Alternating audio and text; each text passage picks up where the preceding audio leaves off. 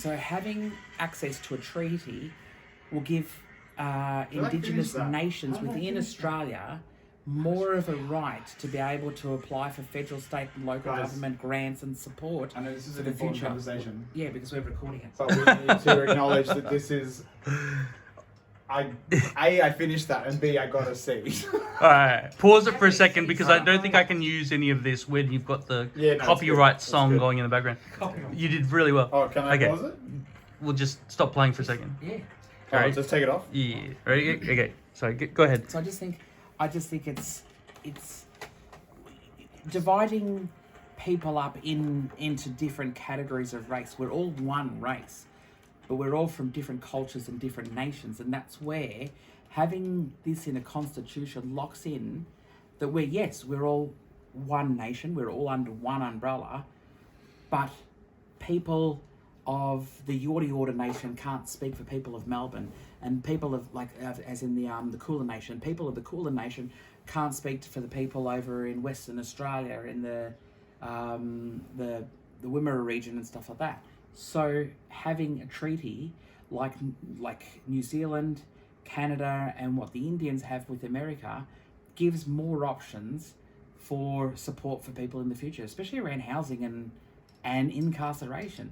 Just because we've got people in the voicing to Parliament. Parliaments don't make the laws to stop people from going to jail. Having a treaty and how Indigenous people work within their own communities to stamp out incarceration is going to work better. The police are not going to listen to what the politicians say. They listen to what their heads of government are. But if there's a treaty and there's agreements within those nations and with the local police, that's going to work better than just 12 people working, or how many people ever they decide to get there. How many people? That's another question. How many people are going to be allowed to access this? Who are those people? Are they going to allow people to have criminal histories to go into there to cover more of a range? All the elite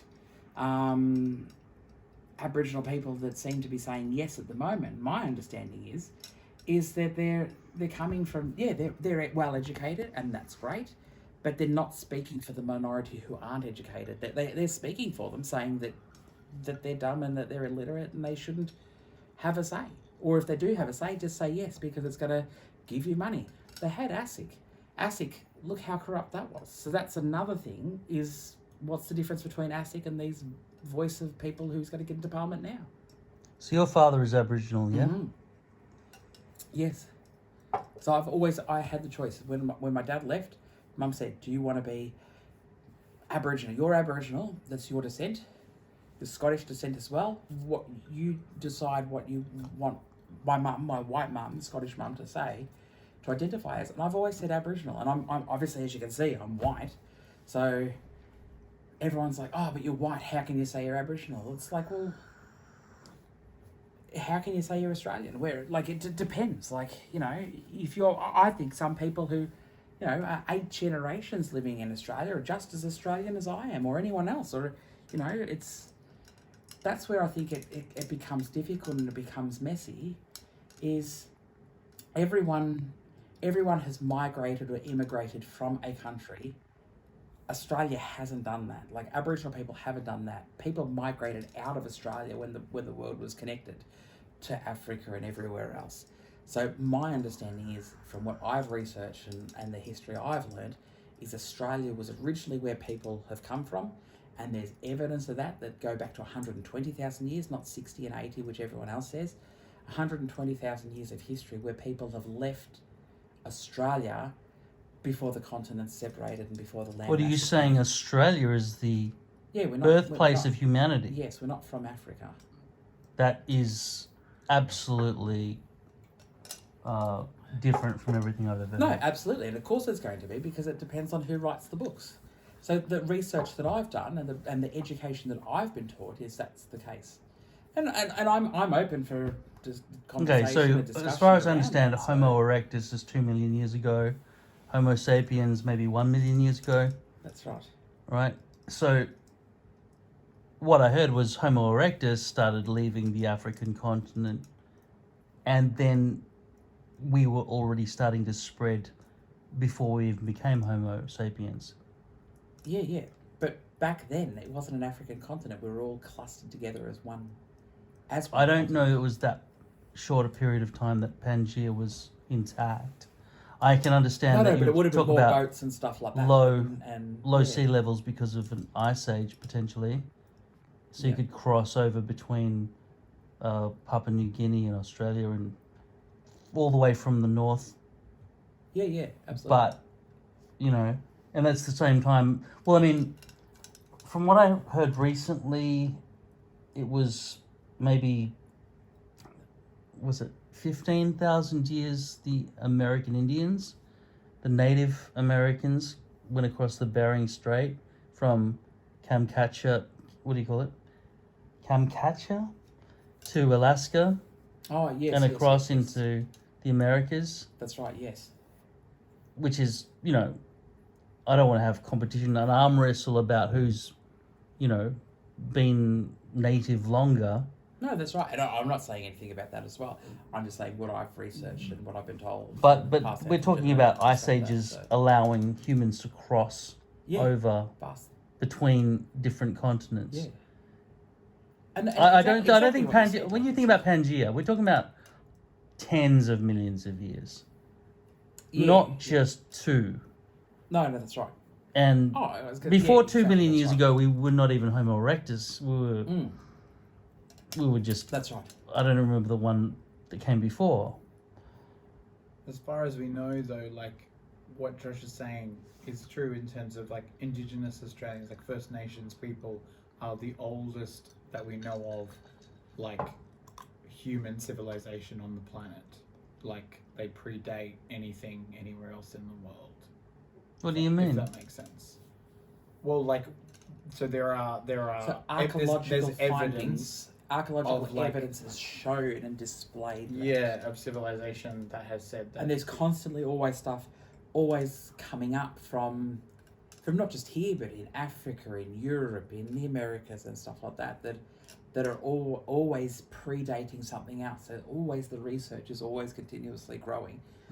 Even to the fact, that the just recently, I think somewhere in Norway or Finland or something like that, something that had dated back thousands of years, a person that had been kept alive or something like that. So, but I think it's still like obviously because at a certain point, Gondwana land and everything. Like I think Australia, we're definitely like the oldest continent on the planet. But you're talking about oldest continent. It's like it's not like the whole world was just covered in water and we emerged as an island before everybody else. No, that's not what I mean. No. We were saying but as far as we know, we were like all connected. in terms of like so to speak, kind of modern like Homo sapien, like the earliest like evidence of like human civilization on the planet is attributed to First Nations Australians. Like there is no earlier recorded, like not the Mayans, not the Aztecs, not the, Everything you just mentioned is in the Americas.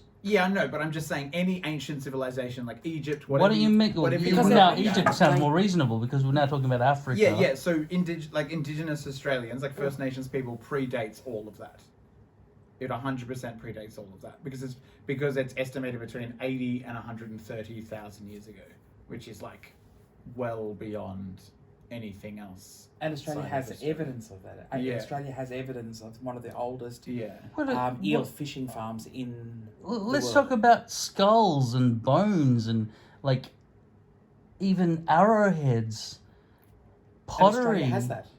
That's the thing. That the Mungo Man in I'm saying north that of all the things you're talking about, the First Victoria Nations like evidence that we have is even before all of that. Let me just tell you right now, if there are skulls that sort of show the evolution of man in Africa and they don't exist in Australia, I'm going to lean more heavily towards the African You're theory. talking about two different things. Like that's predating Homo sapiens.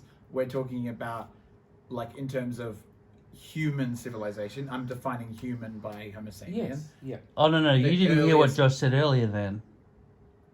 What do you mean? Josh is saying humanity did not evolve in Africa. No, humanity didn't evolve from Africa, but exactly what Sean was saying, Homo sapien evolution had branched. There's no stories of people coming to Australia and forming stuff. It's always, the stories are people going out of Australia, and the evidence shows that people left Australia from drawings and carvings and stuff like that, that there's immigration going out. Potentially there was afterwards. Mm. Are you saying though that people evolved from Australia, not Africa? Not evolved from Australia, but had left Australia as the original, like as when we were all connected. The growth of that, more culture has been attributed to Australian culture as opposed to Africa. Or there's always going to be people of sorts in there, but it's genealogically wise. I can't remember how it's described. It's been a while and I've had a few drinks, but But I mean, look at when they talk about the Neanderthal percentage in non-Indigenous Africans. We all have Neanderthal DNA, except yes. the Africans. Does that include Aborigines as well? Yes, it should. Okay. My So therefore, my understanding is it does. But we're not all as pure in terms of white man like me and Aborigines included Well, no, are not as pure blood as the Homo sapiens of Africa. Well, there's no differentiation between, like, we're all Homo sapien. Like, anyone who's human is No. Homo sapien. We're talking about not 100% Homo sapien. Oh, You're not 100% Homo sapien. You're part Neanderthal. Well, but that varies widely. It has nothing to do with, like, how you present. That's all to do with your DNA. Yes. that's So, right, and I'm not familiar. There's over no all that sort of superficial stuff reason of, behind like, that. Yeah. It's all just internal It DNA. is very good, very strong evidence to show that Africans are the originals. But it's No, but I'm saying it's how, more like- to do with your DNA. So there would be people that aren't African that would also have Neanderthal blood in them. Like, for example, Scandinavian. No, the Africans, like I'm saying, South Saharan Africans, pure black, original blooded Africans who haven't been interbreeding with other races have still got no Neanderthal DNA at all. Oh, I think there'd be very few people on the planet full stop. I know, that it's would amazing that there's still have, pure it would bloods be a left. minority. It would be a minority. And at this point in history, like that there's no interbreeding going on, it's just, it's a strong suggestion that humankind came from Africa. Because at one point, obviously, Homo sapiens, we know, mated or procreated, it's a weird choice of words, but with Homo sapien. Like, we know that. We know that they were like, if you think of it as like a branch, that the Neanderthals were sort of running parallel with the Homo sapiens, and that the Neanderthals eventually died out. But a lot of their DNA is definitely still. It is bestiality we're it- talking about right in now, us. isn't it? Not really. No, Of not course really. it is. It's interspecial sex. No, not That's really. exactly. No, because bestiality. No, that's a bit different. I mean, you're talking about the differences of two dogs mating. It's not like a dog. It's not a dog mating with a cat. Like, it's definitely still within. Like, they're subspecies. For sure. It's like a wolf mating with a hyena. No, it's not. It's much closer than that. Okay, so it's like way closer. it's like a than normie mating with a Down syndrome. Oh god. terrible. I wasn't thinking of going that. Yeah, I was far. going to thinking say at least we could like, have used it up like a until German this point. Shepherd or something with a beagle. No, I wanted a bit Maybe. of No, comedy it's in there. more within. But- yeah, it's more. So, It's not even. The thing is, it's not even necessarily it is a different species, but it's more. It's a subspecies which is different to a species. It's like literally the difference of like one ant mating with a different ant. a That's all it subspecies is a that's what race means. Well, Subspecies. No, it's, Yes, no, it is. No, it's not. Absolutely is. No, it's not. Look in the thesaurus. No, I have. It's a little bit more complicated. It's than that. absolutely straightforward. But I'm just saying, like, it's not. Basically, the takeaway is it's not bestiality for. It human- is. No, it's not for Homo sapiens to procreate with Neanderthals. Okay, so It's not. okay. It's like a gorilla fucking a chimp. Yeah, I would be more along That's the line. probably- Okay, so you're okay with that. closer. Okay, That's so it's like a probably human closer. fucking a gorilla. No, A gorilla I- fucking a human. I think DNA wise, that's a bit further. What the apart, fuck's the but- difference? Yeah. Well, With- that's everything. Okay. I That's agree the with whole you. point. It's a bit like a normal That's the person whole having point. sex with someone with Down Yeah, okay, so syndrome. imagine you're alone in the desert, Nothing you find like an that. injured Because someone with Down chimpanzee. syndrome or Asperger's is still human. Like- They're still Homo sapien. No, dude. They don't stop being. They're not a Look, subspecies. stop being so Okay, intolerant, yes, Sean. I see. I'm not being intolerant. Look, I'm being very just trying to scientific. open your mind to the idea I'm that being if there scientific. was a sexy chimpanzee after a long trek through the desert, you've been through an ice age and all That's sorts of right. shit, right? You're a bit Let's horny, have a go. right? You're a bit You're a horny. bit horny. You've had one apple for 3 years, right? That's all you've had to eat. Will I be dead? And you've been licking I wouldn't be salt alive off the if all marshes I've to had is survive, an right? apple. And now there's this dying, starving chimpanzee bent over, and there's nothing, Ravished. nobody around to see it. Well, if they were dying and starving, the first thought would not be, "I'm gonna fuck that." I'm Well, You're you gonna are see because that she's chimpanzee. helpless. No. She can't scratch your eyes out. That's For the first time in history, you've got an that's irrelevant. opportunity. If they're starving Right. and thirsty, I'd be like, "Let's try and get some food. Let's try and get some." You're not going to eat her. You're going to fuck her. All right. Now, this is what's happened. God, jeez, Louise. And after that, You're de-evolving she us. recovers. You die, right, of starvation. She She survives. recovers, has a child. She feels rejuvenated after the big wake up that you just popped her eyes out of her face, right? And now all of a sudden, crap. there's a half Sean, half chimp walking around the planet. And that's how the white people came about. Oh, shit. Fuck. It's all horrific. your fault. That's That is basically so what's happened. horrific. I get what you're saying. It's not like as if a like famously, it's not A like mule. a horse and a donkey which make a mule. It's not like that. Or a It's or a more like liger. two different species of horse that make a different kind of horse.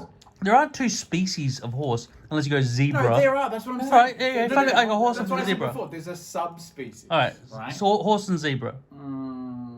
How's that? But a horse. That's is pretty is close. A zebra still a horse? I don't know. I thought. I mean, there are some. Do they even make the same noise? Doesn't a zebra go wee? I Like there was a horse go woo. don't know. I don't know. It's I a don't fucking think- different I don't noises. think species is defined by different noises. Different sounds. You know what I think? I think possums and koalas might be related. Well, they're both marsupials. They both go. There's one outside my window before. It's like this growly, fucking scary. Well, so is it a Then possum or nothing's is it coming a from koala? the. Well, it wasn't a koala in my tree. No, I looked at the window. You're not- Because You're koalas not- are mullet. You're not that far off in the sense that they're both marsupials, which means that they're live. The young are born live, and they have a pouch, and that's what determines a marsupial. So like kangaroos, koalas, possums, platypus. Yes. A lot of species in Australia are marsupials. In Yeah. fact, Australia has more marsupials than anywhere else on the planet, which gets back to the previous point that Australia, nature-wise, fauna-wise, animal-wise, is one of the most prehistoric, one of the oldest places on the planet, which is why we have such good fossils here. That's right. So that all doesn't add up. Okay, fossils are made to last longer due to a lack of erosion, a lack of, I don't know. Yeah, that's what I'm saying. So they're better. Lack of a lot mining. of them are like I don't better know, preserved salinity here. Like maybe. we have a lot of mud, we have a lot of limestone, we have Right. a lot of like things that preserve Which fossils. does not equate far to more the better. Far more elderliness of the species who roamed the whole planet. Well, it sort of does. Like we have more. You know, you can see many examples of scientists and paleontologists and archaeologists talking about this. But Australia, And I think it's subjective, really, too. Like it's. well, to a degree, but it's just that there's a lot of species in Australia that are found nowhere else on Earth, and a lot of those species are, relatively speaking, much older than a lot of other species across the rest of the globe. Because, and Josh is right in this sense, Australia as an island has been isolated for longer than just about anywhere else on the planet. Okay, so potentially Yes. species have remained unaltered They have. to a higher degree. Which They is have, why. yeah. Which is nothing to do with the preservation quality of the dirt. No, but both things No. are true. That's No, what you're misunderstanding. Maybe Both they things are, but true. they're definitely which not is linked. why you can't really tell whether Well, an no, they Aboriginal are. person's Of course going to they're have linked, a because if throwback. you have older species here than you have anywhere else If on the you have a planet, car and there are parked near the ways beach, of it'll preserving rust them in the same faster. place, then obviously the older species are going to be more easily preserved through those processes. For example, like, lots of places in WA and Northern Territory Yes. and South Australia where things are preserved in mud. Like famously, there's a whole, I can't remember, it's like 2 or 3 kilometers worth of like ammonites and stuff like that, Oh, it's which more have, than that. yeah, which has never been found anywhere else on the planet. Tar pits seem to work pretty well. Yeah, that's right, and there's a lot of tar pits in Australia. Are there? Yes. Can you even think of one? Or the geographical Yeah, the ones equivalent, in Northern which is like Territory. Salt Lakes. I think we Yeah. have the biggest salt lakes We do. in the world, or In, certainly. in the NT in South All Australia. right. Okay. Yeah. Okay. Well, let's just say that we have both of the factors, but it doesn't mean they're linked. We might have some old platypus type creatures, marsupials, etc. Giant But kangaroos. if you when I say linked, if you think about it logically, like we have like it's just logical. If you have older species in general, like Dinosaurs. like if you've been more isolated for longer than anywhere else on the planet, and you happen to have certain environments that preserve those species well, then it stands to reason. Preserve the living The- species or preserve No, the the fossils? fossils. No, Obviously, I mean the fossils. not the living species. They're still Yeah, alive. yeah. They're dead. There's no Good. prehistoric. I'm glad you're not linking. The only living fossils are sharks and things Right. like that. Yeah. Okay. Because they're millions of years old. Arguably, Yes. Australian crocodiles. Crocodiles, yeah. That's actually probably the Crocodiles best are- example. The Yeah. Australian species of crocodile is, I think, the oldest species of crocodile in the world.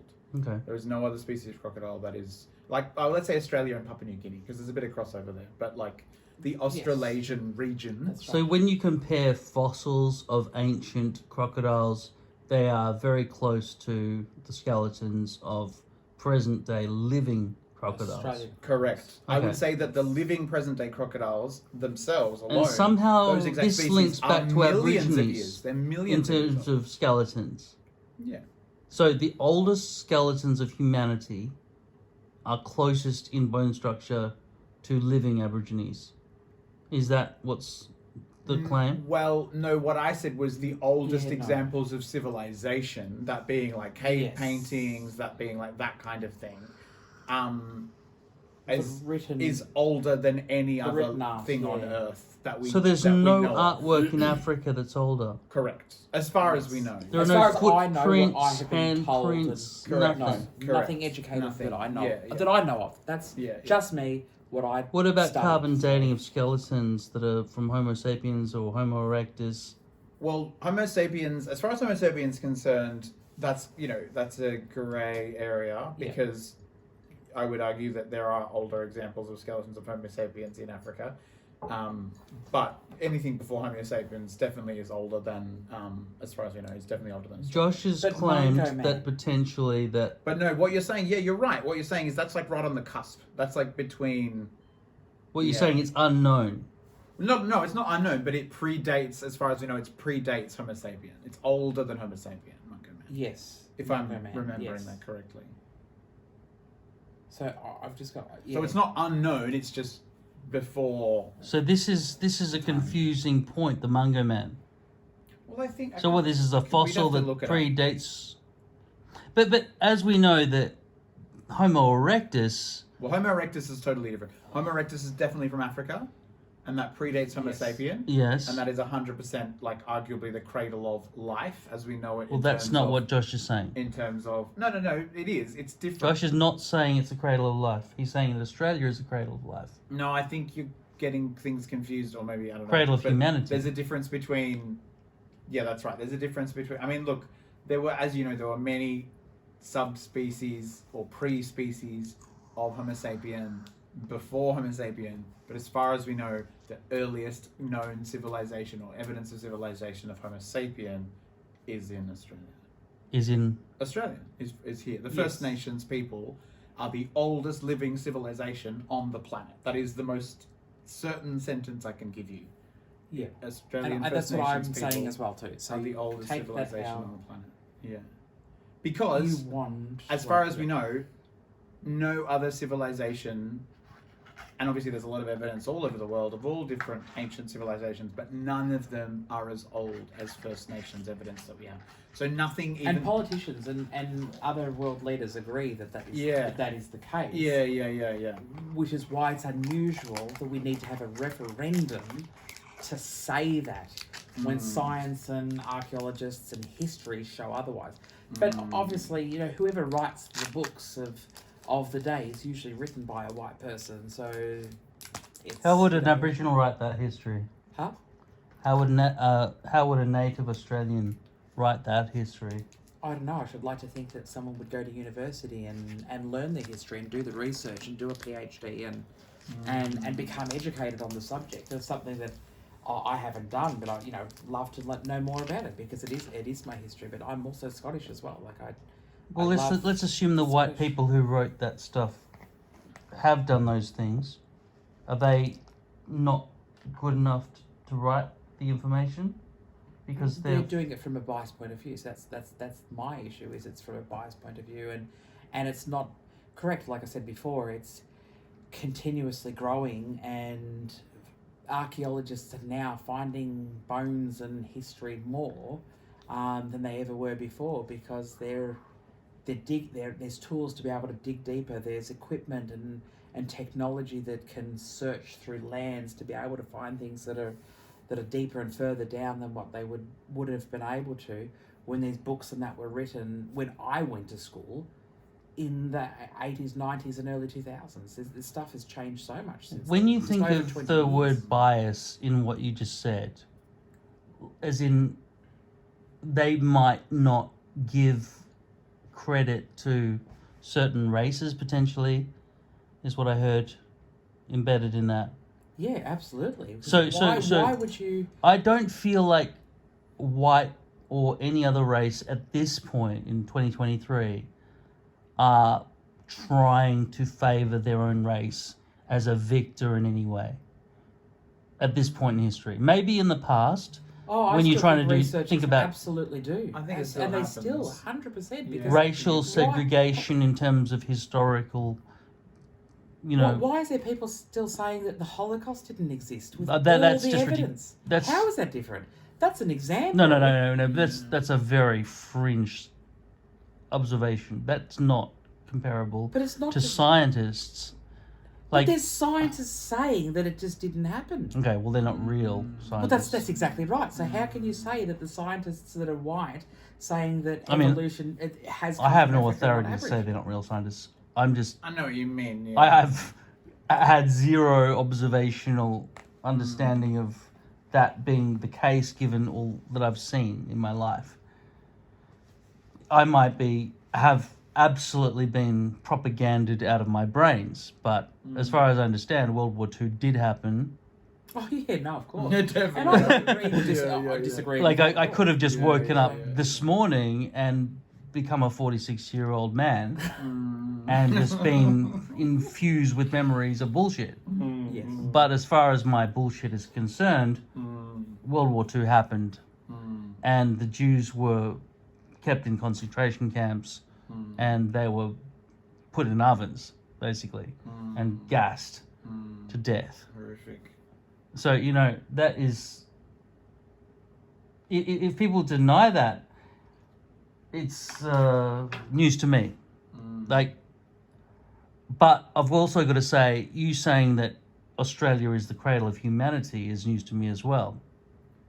Because that goes against everything I've ever learned about Africa being... Yeah, I don't think we're saying it's the cradle of humanity. We're saying it's the oldest living civilization. Or the oldest civilization full stop, but the oldest living civilization especially. Yeah, and I wouldn't that's say the cradle other of humanity. distinction. I would have to look at. Yeah. I would have to research that a bit further myself. But you've got to think about how everything unfolds in terms of DNA evidence.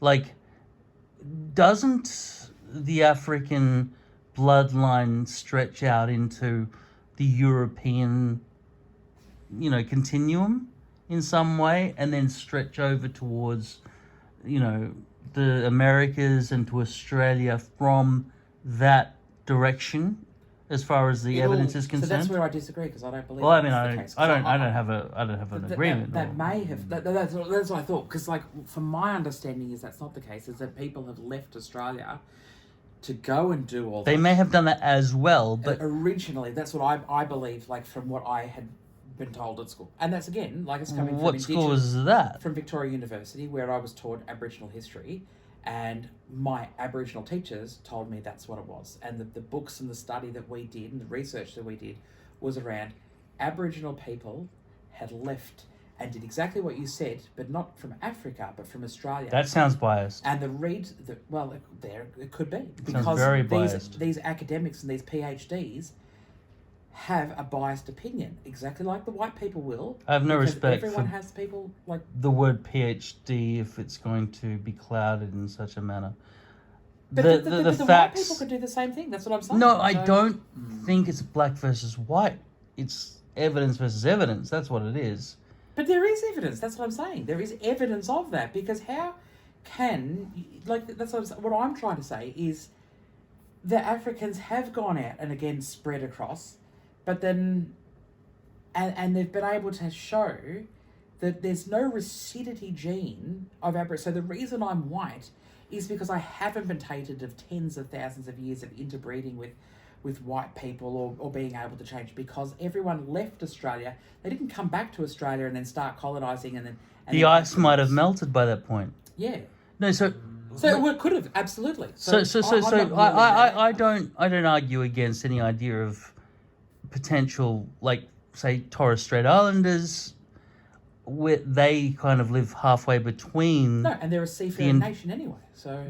But they're relatively the same generation as, like, First Nation. You know, that's included in First Nations. Yes. Look, you can't currently go from Darwin or whatever's closest to Indonesia or Papua New Guinea.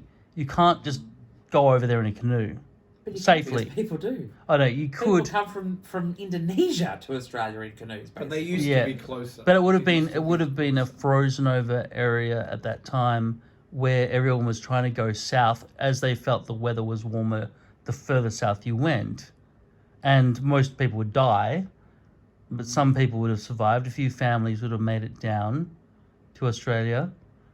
And then whatever part of Pangaea that was at that time. But we're not talking about Pangaea at that point. That's the dinosaur times. Well, it's 2 million years ago, the continents were quite separated, almost to the point that they are today.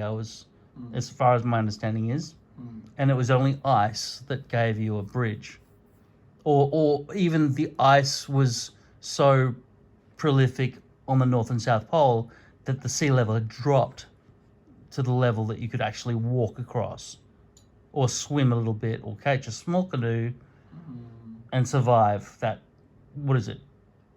500 kilometers between. It was between. a lot less land then, though. Like, as in. Like, you need to take a lot of food with you, maybe. Ocean. But yeah, no, you're saying. Like, let's imagine that Papua New Guinea and Darwin. Like, let's go from Port Moresby. I don't even know the map properly. It was much closer. Yeah. Like, let's say it's 500 kilometers of travel. They would have to take food with you, unless you find animals along the way to eat. Or something like that. Like, nobody's towing that much food with that many people. Or how do you imagine it happened? Are you thinking like 100,000 people just walked south from Papua New Guinea? Well, not all at once. It was a migration over like hundreds of years. What do you think was more like one family? What's your bet? Well, there would have always been a starting point. But like any migration in the history of humanity, like just one pregnant woman. I just mean it's like it's almost impossible to know. No, it is impossible to know. But we know at a certain point that, you know, they were from point A to point B, and then I guess it would have been a small group, and then it would have built and built and built. In the same way as people leaving Africa and you know, or leaving the continent. Oh, that's right. You look at what the Jews, they left and they got stuck in the desert for 40 years or something, and if you look at it now, it only takes you 8 hours to walk there. And where do they get lost in the desert for 40 years? If you look at the Bible, so that's written by. So white 8 hours from Egypt to Israel? I don't think so. No, it wasn't from Egypt to Israel. It was from somewhere in Palestine to Israel. It was where they were. What are you talking about? You know, the 40 years walk or whatever it was. No, that would have been from with Moses leading them. Oh, I can't remember. That was he freed the Jews from the enslavement of Ramses II from Cairo. That is northern Egypt. and then they walked across where the Suez Canal is, a little bit over to the right, ended up in Israel. That's not. It wasn't the whole. It's not. It's not 8 hours. Whatever it is, it's not 8 hours well, walk. I don't know. Didn't read the Bible. Didn't really go to church. So No, but it's just not 8 hours walk. Hang on. Why? Okay, an 11-day journey. Sorry, 11 days. I knew it wasn't 40 years. Well, 11 days they knew where they were going in this. Like, if you're going to No, use Google Earth, I just think they it's didn't funny. have Google Earth in those days. That's true. Yeah. No, I know that. So that's what I mean. They must have gone all the way down to the bottom of Africa and realised they were in the wrong place. And somehow the Red Another Sea long was way. in the way, so they went through Lebanon. There you go. So they had to part the Red Sea. That's a fair walk across that. If you go from Yeah, but the parting of the Red Sea is a fable. Dahab or something. Fable, or was it? Well, I'm there's no evidence to suggest that that actually happened in terms of actually parting the Red Sea. If I anything didn't happened, expect it it would would be. have been like low tide or whatever. But there's no, that's a complete fable in terms of. the Red yeah. Sea. I agree with that. Lots of Yeah, I fables. don't think there was some dragon fucking coming out of the sky and just like fucking snorting some fucking seawater. No, but out I of the mean, planet. kind of, that's. Yeah, no. Mm. But, like, let's talk reasonably. This yes or no vote coming up on the 14th of October. It's currently the 14th of September, so that's in 1 month. You say vote no, yeah? Although Yeah, your 'cause I thing think- finishes soon, right? It The what? closes soon. Like you have to enroll before a certain time, otherwise the thing closes. Oh, I think so. I don't know, Yeah. know about that, but I think it's interesting that you mentioned before that you don't believe of biased PhDs that happen to be Indigenous saying that things are older, but yet you're going to listen to PhDs that have written into the Constitution saying that the yes vote's a good idea. So I haven't voted in either case. And no. I just everybody I've spoken to have said no, right? Oh, really? You have said no because, and I'm more willing to listen to you because you're half Aborigine, right? But my friend says no because he says the mining companies have basically caused this entire referendum to happen so that it'll be But easier I to manipulate the kind of Aboriginal feel people. That's also an issue as well for me. Is I do feel that the mining companies do have a big influence on that sort of thing, and that's what is concerning. Is that That is scary. if you have, I don't know how many people are going to be allowed to be on The Voice.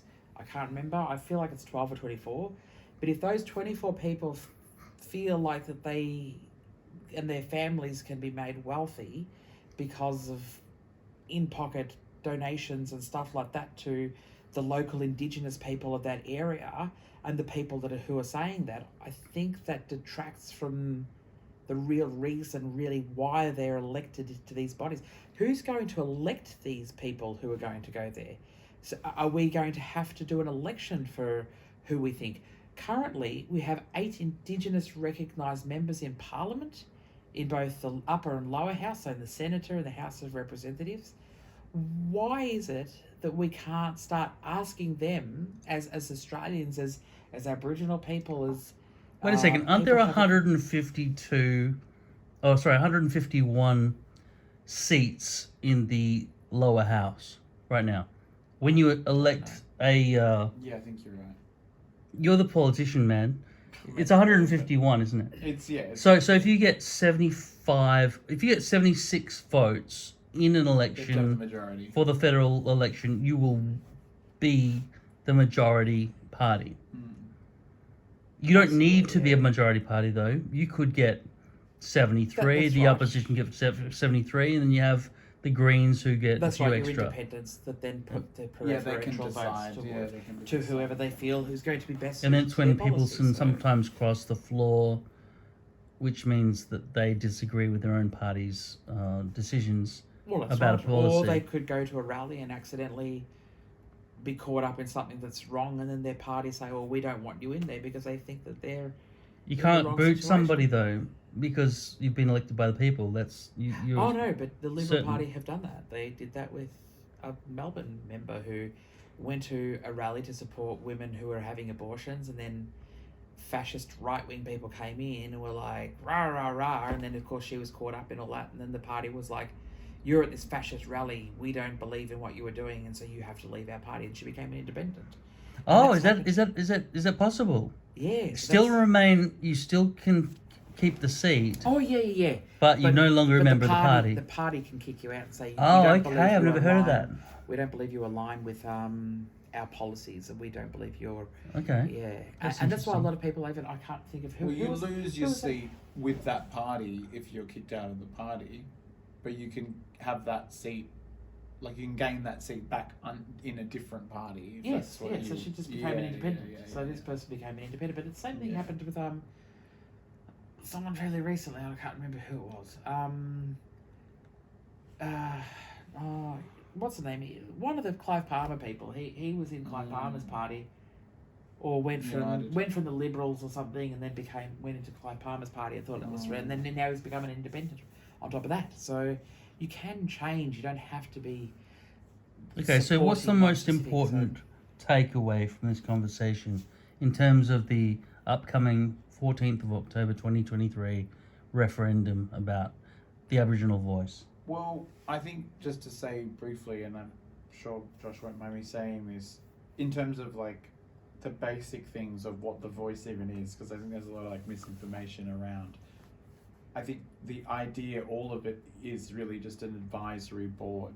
So it's like a committee of people that are supposedly to advise only on issues that affect Indigenous and First Nations peoples. So whether that be when it comes to health or education or anything justice, like yep. that, but it's only that. Like it's not like they don't actually have any, like, I don't mean this to sound reductive or like negative, but they don't have any real, in political terms, they don't have any real or actual power. They don't have the right to veto any bills. They don't have the right to dismiss any bills. They don't have the right to, take away or change any laws or anything like that.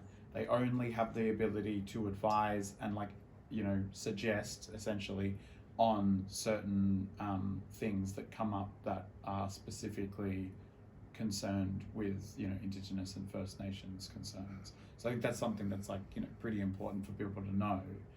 And the other thing is that it's completely, the idea of it is completely accountable and transparent. So in theory, it's meant to be fully honest and transparent. It's supposed to be as transparent as Parliament is meant to be. Yeah. That it's not an organisation set up to do that. And what concerns me is that I feel that it won't be transparent, and it won't be in the best interest of all of Indigenous Australians. That it is, I think, is still going to be very nepotistic and very one-sided. It's meant to be working alongside with existing First Nations organisations. Which is why I don't understand why, something Nations. like ASIC that was set up previously, an organisation that is supported and funded by the federal and state governments, set up to support people that way, as opposed to having a specific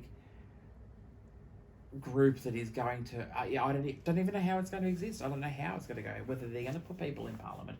I just don't think it's I personally, it's just my opinion, is it's not the right way about going about the future of Australians, Aboriginal Australians.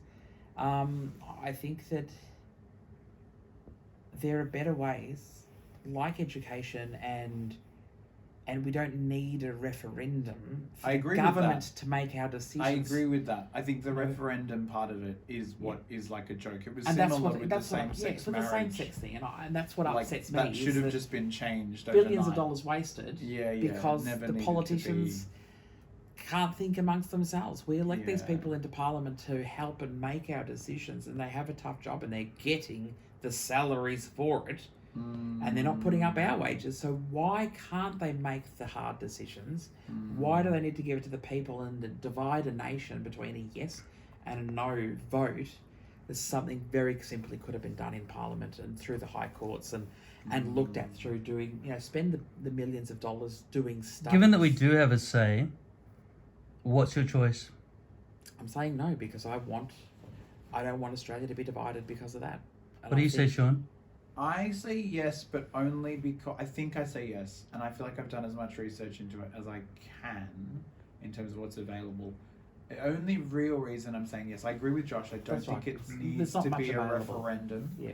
I really don't like the ideas of referendums because it is, like certainly in the case of same-sex marriage, it was like the majority of Australia had already said yes. There was no need for the referendum. That was all about Malcolm Turnbull looking like he was the one who made it happen. It was completely politically motivated. Yeah. But I think I'm voting yes only because I don't know that no will get us anywhere. I'm pro a treaty. I'm pro far more than the voice. I think in many ways the voice will be very superficial. I don't think it'll necessarily make any real difference, but I think it's a step in the right direction. And I think voting yes for that will at least be doing something, whereas I feel like voting no that may never happen again. Like the conversation may not even be, put before Parliament again. So I guess I'm worried that if the majority vote no, then do you know what I mean? I am worried as well. It won't even be on the road to sort of getting better. I could be wrong. 1977 to 2023 is a long time between referendums. Oh, we've had a referendum since then, but A plebiscite. Yeah, you're right. I don't know. Look, I am pretty torn because to a degree, I agree with Josh in the sense of, I think it's very possible that it'll be corrupted, and it's very possible that it'll be, all of the above negative things. But I also think, even if that is the case, what good it can do or what pros there are to it is better. Which is weird because better than doing nothing. Because what you said about, I think voting no will make the government go back and look at, if they're sincere about it, they will look at a better way to involve Indigenous nations through the numerous bloody court findings and colonial inquests and royal inquiries, be forced to make the government make a decision, but a better way to investigate it properly, rather than a new Prime Minister coming in and, what have I got to do to outdo Rudd, or to make myself look good in front of the public eye. I don't think he's done that at all. And I think there needs to be more time. We've spent so much time talking about it, but where's the research on how is it going to benefit Aboriginal people rather than just benefit a political party because I'm trying to be that's something else. I agree with you, and that's something else about the voice that I think people need to understand is it's outside of either party. So the idea is no matter who's in power, neither party can take it away. So it's an independent body that advises. So whereas currently, to a degree, if a First Nations body put up a policy or put it forward a bill and it's implemented, and then the next party comes along, when it changes power, wants to get rid of it, then they can. But the whole point of the voice, as far as I know from the reading and stuff I've done, is that only the High Court can get rid of it. Yeah, it'll be outside of, if that makes sense. So it's sort of outside the political. In that sense, it's consistent. But again, that doesn't have any real power. No, but it will at least be anchored. It's probably a good way to think of it. It'll be anchored within the political, Australian landscape. And so I think kind of no matter who's in power, no matter what their motivations are, First Nations people will have a say on the things that concern them, in theory. Yeah, I feel like even if the mining companies, as my friend was saying, Nico, are trying to manipulate the system so that they can easily turn to the voice and just pay them off. The thing is, they will mining companies will always try to manipulate no matter what. No matter who's in power, no matter, whatever. That there's a history all over the world, but especially in Australia. You're 100% right, or your friends are 100% right. The mining companies will always try and lobby and manipulate to have absolute power in Australia. And 100%. even knowing that's the case, you would still vote yes.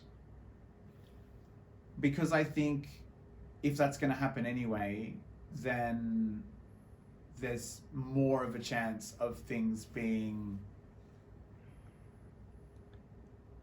there's more of a chance of, so to speak, the First Nations corner being fought for the right reasons with the voice than without. And this is going to last hundreds of years potentially as an amendment to the Constitution. So, Well, if there are if we make it that short-term long. problems, could it be long-term gains? Well, that's my feeling. I don't think so, because That's like my if you feeling. look at the two things that they want to put into the Constitution, it's actually not really going to benefit Australians at all, or Aboriginal Australians at all. It's only going to be what comes from the voice, because what is written in the Constitution is different to what the voice can have control over. How many Australian Aboriginal countries would you say there are? Like I think ones that are identified through the closing of the health gap. It's I a think very there's about low 100 percentage. or 120 or something. Were you saying 700 or something before? So 700 that when the colonial people came in and investigated and they did their history and archaeologists went around, there was 700 odd, I think it was 700 nations. I can't remember whether it was nations or languages. So I've just looked it up just to tell you, Yeah. based on the 2021 census, First Nations population is around 812,700 people. So roughly 91.4% identified as being of Aboriginal origin, 4.2% identified as being Torres Strait Islander, 4.4% identified as both Aboriginal and Torres Strait Islander. Just So 25 million population currently in Australia. So there's 25 million in total, and around 812,700 people identify as First Nations. So you are talking 25 about. million. So you are talking about, it might even be 26 now. So you are talking about very much Wait, a if it's minority. 25 million, how did it become 26 million? I think, isn't it 26 million? I in don't know. Australia? 26? Yeah, 26. Yeah, It's close to, I think. It's the yeah, last no, that's right. I looked it thought up. it was. I So thought it was so more when than we that. think about Oh, okay, sorry, 25.69 million. Oh, okay, so there's the 6. As of 2021. Yes, yeah. So that was a couple of years 2 ago. years ago, yeah, that's right. when we think about sacred land for the Aborigine, is it okay to say Aborigines? Yes. All right. I Yeah. just never know what's I mean, offensive. that always changes. Like language and appropriateness always changes. I think the go-to for the last few years has been First Nations people. Okay, Or the first. Indigenous Australians. Okay, But so because you probably know, but literally all Aboriginal means is native. It's a native person. So like that there are names, Aboriginal yes, animals and Aboriginal flowers and Aboriginal humans. Yeah. I It just means native. I That's think all it means. it's Latin, abo before original, yes. original I'm somehow. pretty sure Yes. you're right. Before Okay. the original people, yeah, Yeah. exactly. No, that's people right. like the word abo, but yes, as in the No, prefix. that's right. of No, well, I Aboriginal. mean, this is Yeah, yeah, yeah. how yeah, language love works. the word. yeah. And so, I forgot my question. I forgot. Talk amongst So yourselves. less than 1 million people. Less than 1 million people of First Nations. So it's all well, I wouldn't say always. I didn't mean to say that. It is the minority of Australians that are First Nations, but that's sort of not the point or the principle. I guess the whole point of the voice is really the fact that for a long time that there have been a lot of policy. It's a bit like mental health or any of these things. A lot of the time, these policies have been made with absolutely no regard or no concern of the people that it actually affects, and the idea of the voice is to have the people that it actually affects have a say in what is going to actually But affect. yeah. I have remembered. So theory. I saw this documentary recently on the native people of United States or of the Americas. American Indians.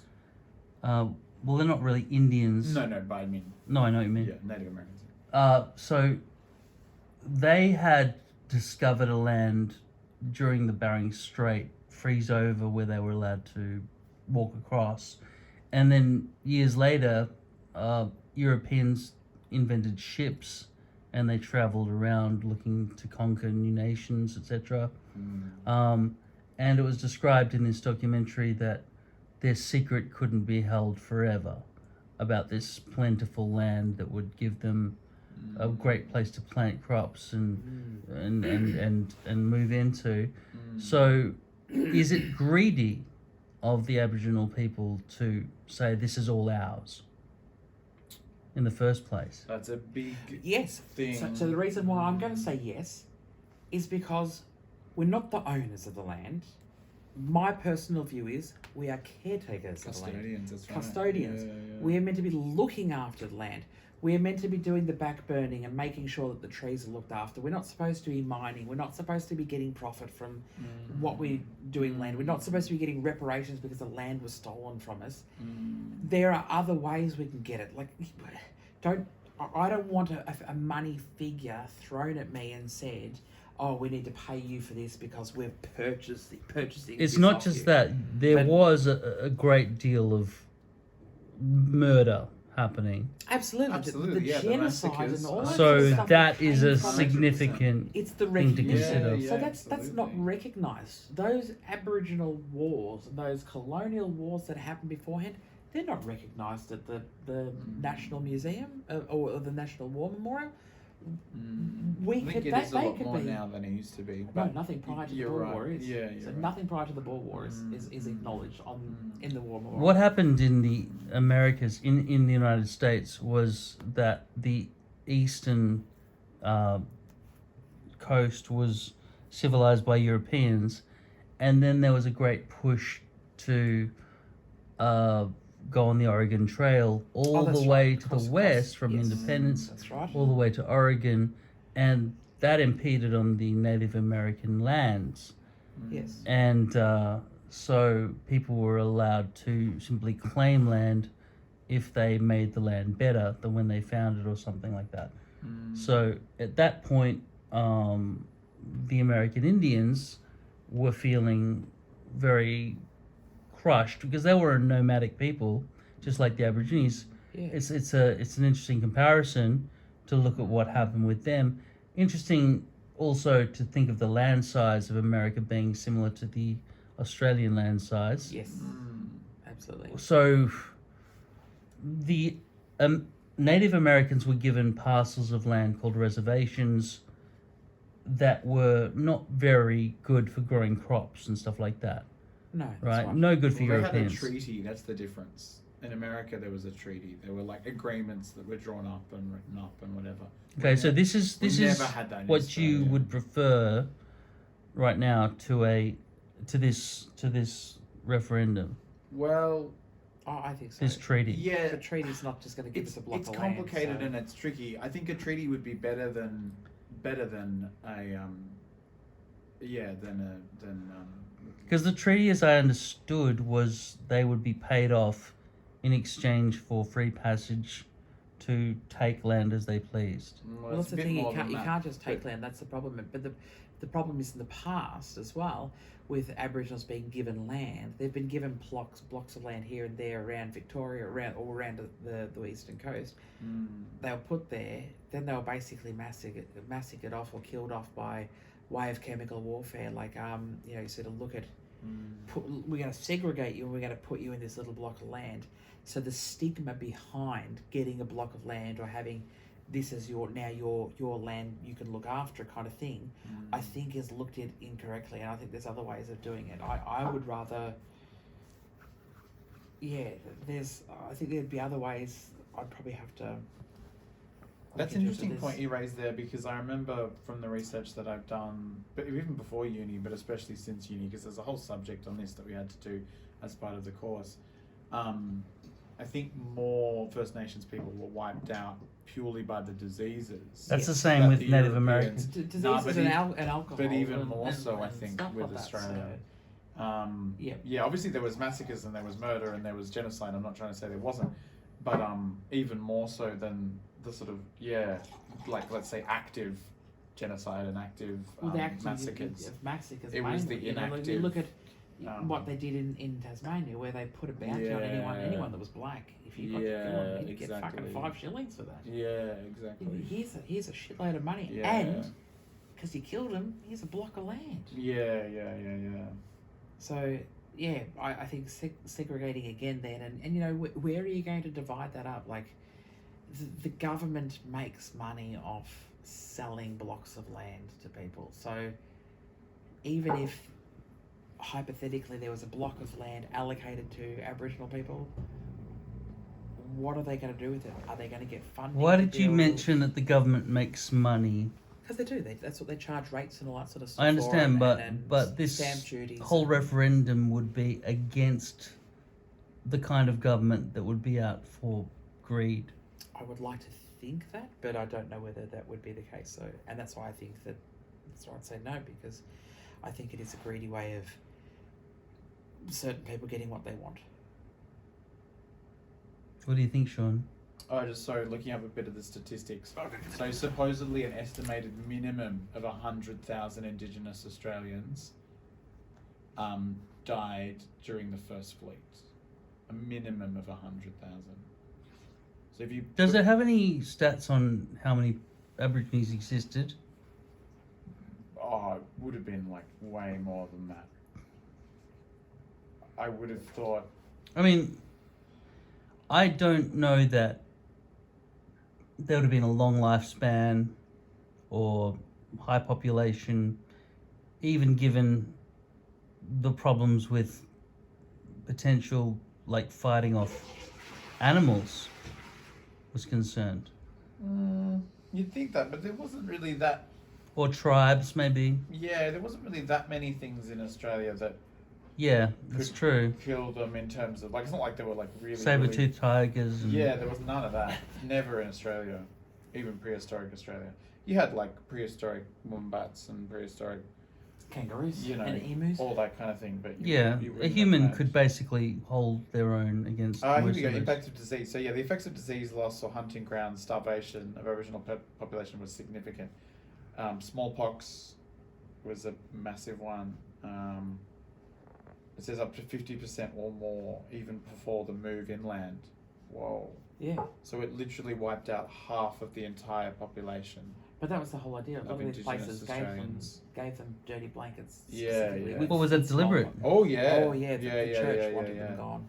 The Yeah. church. Yeah, They the did. missionaries They and that stuff was a like that was a so- classic colony move. Like yeah, when give they them were, when they were diseased trying to blankets, 'cause colonize then countries. and put them in these ghettos, in these lands. Let them think, oh, that's all right, but we'll give them some blankets and Yeah. but make sure the blankets are full of smallpox so that we can clear it out afterwards. So this is what, a religious move? It was a government set up thing. I can't remember who did it, but it was like there was a pastor or something in Melbourne that had set up the mission up in the Yarra Valley area. That Things like the flu, cold, measles, yeah, tuberculosis. What was a happened big in one. Tasmania?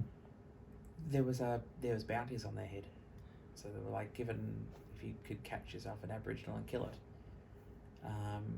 you'd get money for it. Yeah, they were hunted like animals. And then so sent, it was and if they brutal. weren't killed, they were sent to the island prison. But Tasmania was a prison colony anyway. Yeah, so it was. Yeah. Oh, really? It The wasn't a whole very island nice was a area. prison. Yeah. So, but, I mean, this Van Diemen's Land. Mm. Was Area. just a demon in there. Yeah, Well, okay, so what about That's literally why it's called. New Holland? The whole country of Australia was a convict settlement to begin with, right? Yeah, Yeah, but they yeah. sent the really, like, it sounds so tacky, but it's true. The idea was to send all the convicts to Australia, but send the particularly bad ones to Tasmania. Tasmania was like the high, you Right. know, what I'm trying to think of the modern equivalent, but like they have the high security prison versus, Yeah. you know, the prison. And But it like was- high security still was like, you know, domestic violence and theft of lots of money and fraudery and stuff like that. It wasn't murder. So those murderers It were was still all sorts of things that would executed have and got stuff you. like, yeah, anything. sent to God, if you Australia. farted in front of a judge or something, you'd be Yeah. arrested and jailed. Does it and seem sentenced. amazing pretty to you that the entirety of Van Diemen's Land or Tasmania was totally genocided? Oh, it's Like, insane. does that seem like an amazing amount of search and destroy? Like, that's a big area of land. Oh yeah, Yeah, it absolutely. is, yeah. Like, but how many convicts could go around killing people? That's a very. Wouldn't that take a lot of time to go around and Oh, find dude, it was every? still. I think. Oh, it still wasn't the decades to be convicts able to that do were it. killing people. It was the soldiers. Like it was the British. Like it wasn't the. I mean, and whoever I'm not moved saying the there to convicts live didn't there as kill well, people, like- but it wasn't the convicts weren't going to Australia to kill people. They were going there because they were forced there as prisoners. I feel like there are parts of Tasmania that have never seen a human foot. Sometimes. Now It's that probably beautiful, isn't true, beautiful. but it's definitely more untouched than most of the mainland. So, would there be any Aborigines left, like original tribes that have survived? No, but there's descendants from Tasmania still. There's Like definitely, descendants from there's Drunken definitely First Indian. Nations people in Tasmania for sure. Much lower But they're not- percentage than they're the not rest original. of the mainland. But They're descendants of. yeah, So, right now, Yeah. what's your feeling about where Aborigines live within Australia? I think most of it's either the Northern Territory or South Australia, where the traditional. Western Australia, where a lot of traditional are. But here you go. Sorry, just very quickly. It's More. estimated that more than 750,000 Aboriginal people inhabited the island before the That's first right. fleet. Yeah. So if you think of it, it's like, let's say 750 or 800. Which island, sorry? Tassie. No, all of Australia. All. Yeah. Has, yeah. 'Cause 750,000 more than, and then was it 100,000 were killed in the first fleet alone? That's right. So that gives you an idea. Like that's a huge. We're chunk only of- talking about when the first fleet First started. fleet and 12 ships. Oh yeah, so were- way more than that. Was but, the East Coast only, but just but not even the whole East Coast, just Sydney. Sydney, yeah. So that's, I mean, to put I, that- I thought that Aborigines mostly lived along rivers, oh, they lived all there's over lots of Australia. Rivers. There's lots of rivers up in Sydney. All rivers over and Australia. lakes, fresh water. I mean, if you are a human being or any animal, you need water, Fresh water, yes. fresh water, not salt water. Yeah, So the Murray River had a lot of Aborigines, yeah, that's right. and I'm just trying to think of other places, but But the Parramatta probably River up to a changed. certain point is fresh water because it comes down from the Blue Mountains. A So lot there's lot of places around 750,000 estimate is based on archaeological evidence in terms of basically how much like the whole country could sustain a population based on resources. So things like water and food and whatever. But yeah, they Which I reckon think is roughly between slightly wrong. 750 and 850,000, which is, you know, a lot of people considering how kind of tribal and nomadic they were. But yeah, if you think about 100,000 people, just the first fleet alone, that's roughly, correct me if I'm wrong, but that's roughly the same amount of people as soldiers in the Allied forces that died on like the first day of World War One. Is that right? It's something close to that, wasn't it? I 100,000 think we people. lost 100,000 in the whole of World War One. Australia. No, I mean like combined Oh, Australia, sorry, yes, Britain, yes. New Oh, yeah, Zealand, yeah, like absolutely. everybody, America, you know. Absolutely, yeah, I think so. Yeah, so that's like if you think about in terms of war, in one day, you think about how big the First World War was. That's a lot of people. Like it's not a lot of people compared to say like the Jews in the Holocaust, but relative to how many people were here in Australia, that's a lot of people. Yeah. Well, even the population of Melbourne is like, is it 5-6 million? It's a lot. Like 7 5. something, maybe? I don't know. So it's like what? It's like a fifth. Imagine just like Yeah. a fifth of, almost a fifth of Melbourne just like dead overnight. Or 100,000, just basically anyone in the MCG. The MCG could fit 102,000. Oh, can it? There you go. So imagine an So MCG the full of MCG people. completely wiped out and just. That's a lot of people. Yeah, so you'll see that at grand final. They'll have I don't think, and you know, first fleet. So it wasn't that much time. It was like less than a year, right? Like it was less than. Yeah, It was like a few weeks, probably, or a few months. probably a couple of months. The first Yeah. 12 months or something. The first 12 months, I think if everyone arrived, they would have just been like, just shoot. I really want to get Which is to the horrific. crux of it all. So you're saying no, Josh, and you're saying yes, Sean, to allowing a voice of the Aboriginal and Torres Strait Islander people to be elected amongst themselves to speak on behalf of all Aboriginal people on matters of whatever issue they decide to decide. Is that how you think about it? Yeah, That's what the Yeah. that's what the referendum's for, right? yeah. And the problem for you, Josh, is that it's not going to be all-encompassing of the voices of all the different parts of the Aboriginal cultures Yeah. throughout Australia. The 800,000 recognised people who have signed statistics on the 2001 census. But they will have a say. They will be able to be embraced by this organisation. Through 20 odd people. No, but those 20 odd people will be held accountable by the rest of the Aboriginal community. How will we hold them accountable? That's In the same way that with complaints, with protests, with bureaucratic red tape. well, whatever method Yeah. they decide to exhibit their disdain or appreciation. I mean, if it was a yes vote, it seems to me like the Aboriginal people will get a voice, and that's why they've called it a voice, because that's the way I just accidentally said it. You know, it is absolutely a way for them to have some kind of persuasion in what happens with Australian decision making. But specifically only in regards to things that affect them. I think No, that's but something- they could have Yeah. a say in anything. Well, No, the no, whole is it's only specifically going to only be about specific things for- that affect them. Yeah, so That's unless it's going a to, common if it's going to, misconception, if it's hypothetically, if it's around the justice system or mental health, if it's around mental health, it'll only be to support Aboriginal people in mental health. So we might come up with this great idea, Yeah. but we're not going to allow white people or Asians or Italians to do it, because God forbid they become better and we eradicate mental health. But I mean, everything the government does is black and white. It's a bill that passes yes or no. And that's why we're not a government organisation, because it's No, not but you'd gonna be a yes or lobby. no. You'd be a very strong lobby group. That's about it. But it's only mainly What's wrong with that? It's only mainly to lobby for Aboriginal people. What's wrong with that? Because we're one nation. Why do we have to be separated by colour or?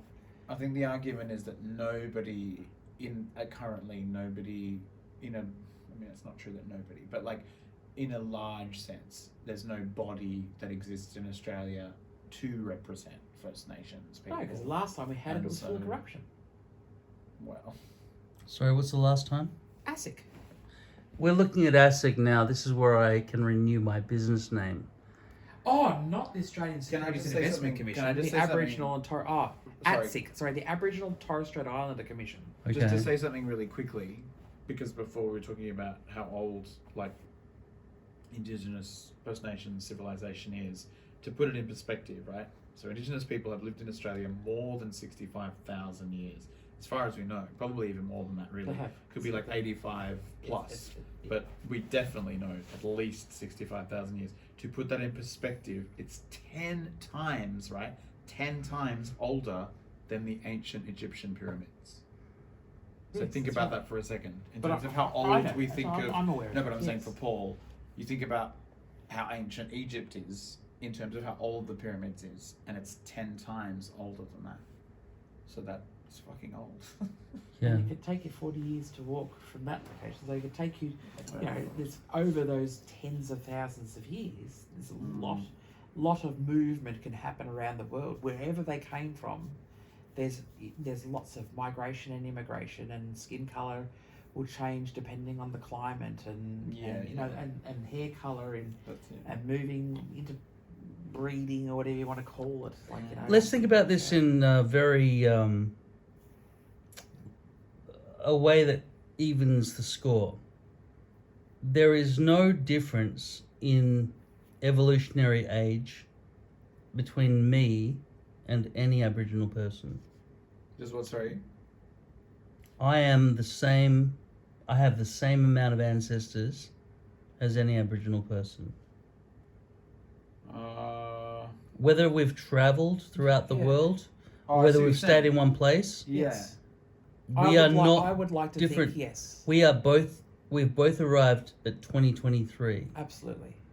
Okay. Through the same amount Now of I ancestors have. channels I may as be an well. immigrant or whatever, or descended from immigration, but I am equal in terms of heredity to the original Adam and Eve, or You Yeah. know, when you're Yeah, but that's, mitochondrial Eve, if you want Yes. to say that. that's not the argument, though. It's not saying that Indigenous people are more equal than like non-Indigenous people. But it is about that. No, it's nothing to do with that. It's about in terms of their rights that have been dismissed or squandered. I mean, you got to remember that up until the 70s or 80s, they were ostensibly sort of classed as second-class citizens. So they weren't even seen in the same way as white, not even Australians, just white people in Australia. That is an undeniable fact. So, yeah, if you think of it in context like that, it's just about trying to, Payback. well, it's not even payback, it's just trying to redistribute that balance. So make sure that they have all the same rights as we do. And in some ways, it's not that they have more rights, but it's like, if you think of it as meeting halfway, well, it has to go further for Indigenous people because they're already so marginalised and they're already so... That's the reason I would say I would lean towards yes. Yeah, me too, yeah. For that reason, even though we may consider manipulation from mining companies to be the cause of all of this. I think the pros still outweigh the cons, even if there are potentially multiple cons. Because even if there are short-term problems with this in terms of members of the council being paid off, like members of The Voice being paid off by mining companies to say, all right, let's mine Ayers Rock or Uluru for uranium and just chop the freaking rock to pieces. They'll probably find out there's trillions of dollars worth of diamonds there. Yeah, exactly. Yeah. So they don't go there because yeah, so they're going to say, all right, so how do you guys feel about this? And, how many did you say? 812,000 Aborigines say, no, we don't want this, but those 20 guys are getting $1 million each. That's right. It's only cost them $20 million. It's easy. It's nothing for the billions of dollars they're going to make. They say yes, times 20, right? Boom, there goes Uluru. Well, I don't think they'd ever get rid of Uluru. Well, it depends I if think it's got it's too many, like it's got too many protections on it, I think. well, the protections would be immediately gone the moment The Voice passes, right? That's right. No, I think if anything, How? it'd be the opposite. Because the Uluru Statement, which is part of what No one's seen. the Voice came out of the Uluru Who's seen it? Statement. Prime Minister himself hasn't even read it. And he admitted that on TV the other day. Oh, I thought Albo had looked at it. He read one page. Oh, right. And Well, he- Most people I've seen one page. offensive, but most people find elbow offensive. Oh, I know. That's why he's You can't that's say a whole elbow. other conversation. lumpy Albert. That's But, right, exactly. I was just going to say, Why yeah, in would terms it? of the Uluru Statement, I think, if anything, yeah, I mean, you only have to look at the fact that you could once climb it and, climb on it, like get to the top of it and whatever, and now that's been completely abolished and all of that has come through, which I agree probably has mixed motivations in terms of corruption or whatever, but, Of course it does. yeah. Think about this as a rock, It's right? definitely coming from First Nations. Let me ask you this, Josh. Are you sensitive to the idea of any non rights? Sorry, this whole climbing of Uluru thing, right? This was sacred to the becoming a man as a warrior type rite of passage thing, right? Is that how it was seen? Yeah, I think so. And then the women's side as well. There was also a women's section that was. Okay, so for just some tourists to come along, like some European like me, to come along. You're not European. Yeah, I know, but we are. So we come along and we just want to climb over this thing. That's right. This is just some rock in the middle of a country where. Why do people have to be mean and take it for themselves? Like, I'm saying as devil's advocate, we're blaming the Aboriginal people for not letting us climb this rock, which is sitting there waiting to be climbed. Yeah. Like, who's to say it's sacred for a particular group of people, and then the other group of people just want to climb it just for fun, and you say no. That seems like a draconian type of rule. I agree. I think it's a very British rule. And it comes back to who gets to write these rules. It gets to be... It might have been written by an Aboriginal person or Aboriginal elders or a group of Indigenous people, but it's based on white Western cultural rules and etiquette and stuff like that. Like, there's a perfect example of that would be if you go into the Queen's Park or the King's Park, into the Royal Park, you can be hanged or executed for treason if you steal a goose, a swan. So, who made that rule up? That rule's been around for tens of thousands, or not tens of thousands, over hundreds of years or whatever. Yeah. This is something, a sacred thing is, it's the sacredity of, of that. I think it goes back to certain places in the Vatican that you can't go. So you don't think that Aborigines would have banned us from walking on that rock? I don't know. Like, my personal view would be, I don't think they would. If I go to Uluru... More, you need to be educated about the respect of it. Rather than pissing and shitting and littering and spitting on a sacred place, there could be other ways around allowing people to go there as an attraction and charging people for it. I don't know whether they did charge people before. I've never been there myself, so I don't know. But I think it's something that... This is a massive historical and global feature. It's something that it's a seven wonders of the world. Why isn't it utilised to help bring support and education and awareness around Indigenous cultures? I think it is, and I think it is more so now than it ever used to be when you could climb it. Like, I've been there 3 times, and when I first went there, my parents climbed it, and my sister, I think, climbed it as well. It was the same age as you. And I don't know. Look, I think in some respects, I think you're right, and it is a grey area, because I think historically, before the kind of, for lack of a better term, like, making everything like a spiritual thing and a sacred thing around the sort of early thousands and beyond, then everything was way more protected. I think before that, there were definitely First Nations people that sort of just didn't care, right? Like First Nations people that would have climbed it themselves, or were happy for people to do whatever as long as they weren't being disrespectful, as you said. But then there were also definitely First Nations people. That's the thing, right? With any peoples, there's so many different opinions and values and feelings about things, particularly when it comes to anything being like sacred or whatever.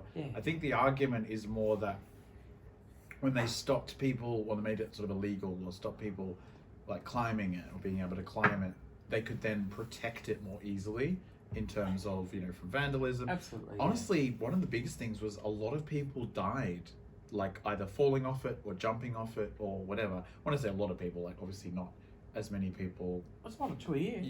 But it was a lot more than none. And as soon as they, stopped it being allowed, that number, went down completely. And so I think that was part of the motivation, was trying to make, because it's as someone who, I must admit, I'm slightly low-key ashamed of it now, but as a child, I think I got like halfway up the first part of the chain, because there's multiple stages of climbing Uluru, like Ezra. And I was just like so scared, and it was super windy, and I just didn't want to go any further. Why are you ashamed? Well, I only say ashamed in the sense of, I think if I was whatever I was, like 7, maybe 7 or 8 when I first was there with my family.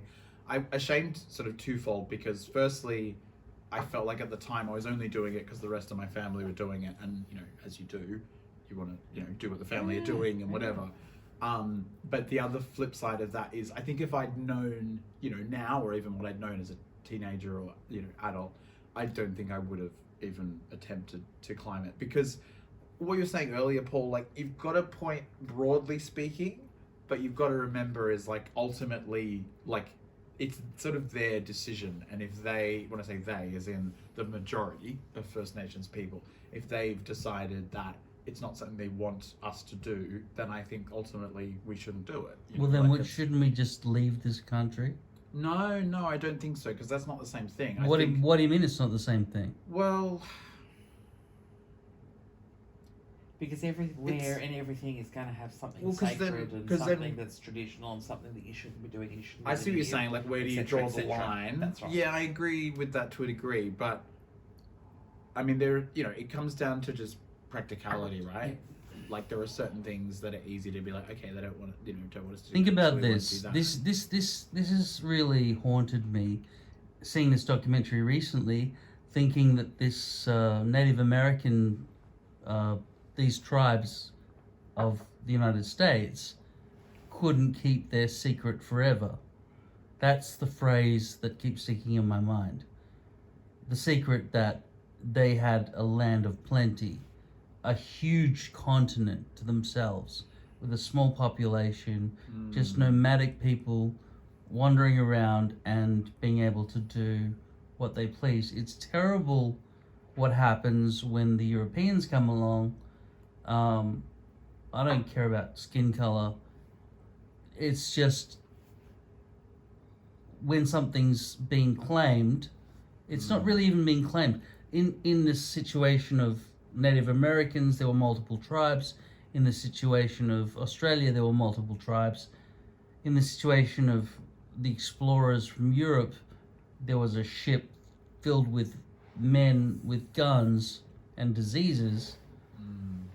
I shouldn't probably just say men, women, mostly men, people, Yeah, people, men, right? And they just went around and wanted to explore the world.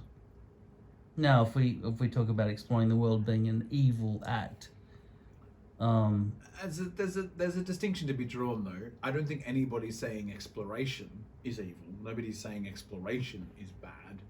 It's about what form. I think some people do, because some people say those explorers then became colonists and brought other people across.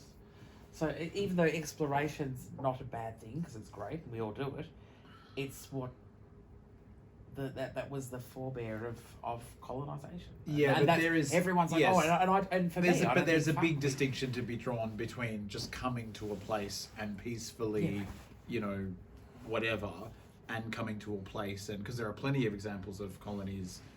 Plenty is an exaggeration, but there are.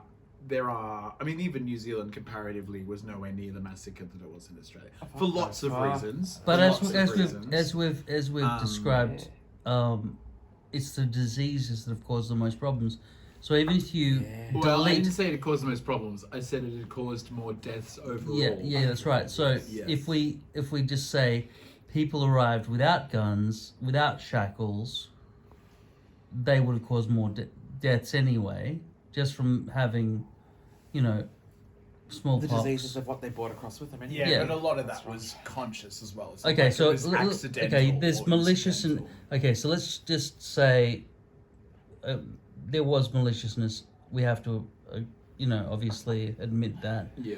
But if there wasn't maliciousness, if there was just disease that they carried with them, they got the sniffles, and then all of a sudden 1,000 natives died. That's right.